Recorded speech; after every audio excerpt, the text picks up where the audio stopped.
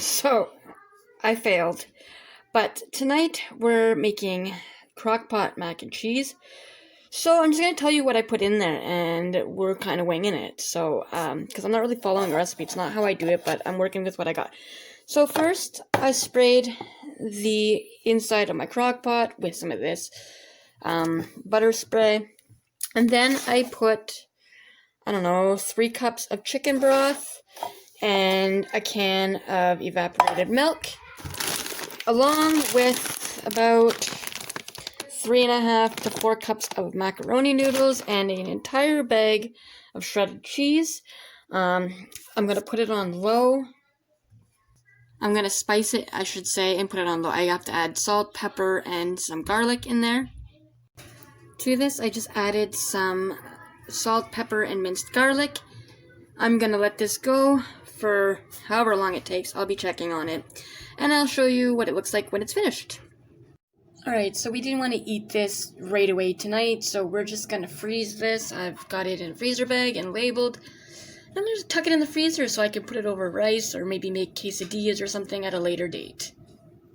Alright, so this is probably close to 3 hours in, and I've got nice, creamy mac and cheese, and I can't say that I haven't tasted it, because I have, and it is absolutely fabulous. So, what I'm going to do is I'm going to stir it around a little more, and then I'm going to transfer it into my Pyrex dish, and I'm going to bake it in the oven with some breadcrumbs.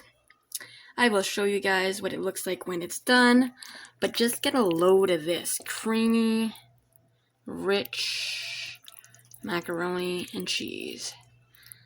And I winged it, and it turned out perfect, I think, anyways. Now, this is probably enough for a couple days, I would say. So, there you have it. Whatever we don't eat off tonight and tomorrow for lunch, then I will probably freeze.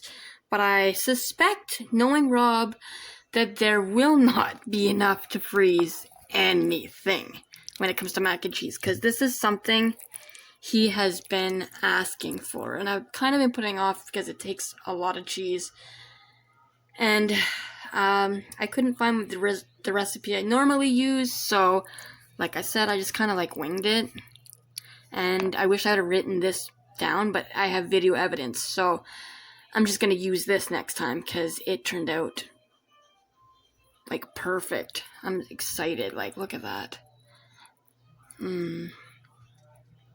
So I went ahead and I sprayed my Pyrex dish with some of that non-stick spray, and I'm just going to, and I transferred it, obviously, and I'm going to just cover this with some breadcrumbs, and I'm gonna bake it until there's a little bit of a crust and it's all bubbly and ready to rock.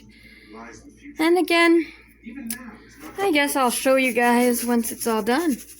So those are just seasoned breadcrumbs, by the way. Nothing fancy, just the Great Value brand, in case y'all were wondering.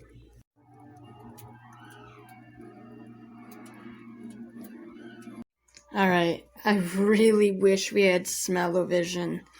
I don't know why, but this is so aromatic, I can't wait. So this is the finished product. As you can see, it's got a little bit of crust. I don't know if you can really see, but the breadcrumbs crusted up, and it looks delicious. In it. So this is Rob's plate. We like to put hot sauce on our mac and cheese. Autumn will probably ruin hers with ketchup. Alright, what's the verdict? Really good, actually. 1 thumbs up, 2 thumbs up. 2 thumbs up.